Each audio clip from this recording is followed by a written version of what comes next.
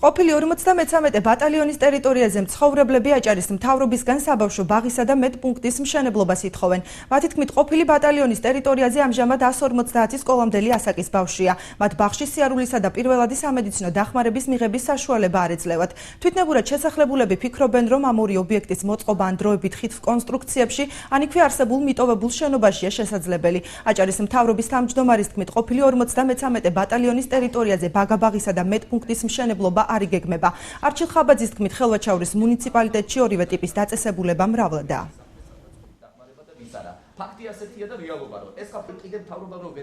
ეს ადამიანები ცხოვრობენ медპუნქტის გარეშე, медნაწილის უფრო სწორად და ბაღაბაღის გარეშე. თუ გავითვალისწინებთ იმასაც, რომ დაახლოებით 150-მდე სკოლამდელი ასაკის ბავშვი ცხოვრობს იქ და ამ ბავშვებს არ აქვს სათანადო პირობები და 2014 წელი გამოცხადებულია ბავშვთა დაცვის წლად და ჩვენ ვთავაზობთ ხელისუფლებას, რომ ამ ბავშვებს ეგებ შეუქმნათ სათანადო ნორმალური საარსებო პირობები. ვითხოვთ ბაღის გახსნას და медპუნქტის გახსნას.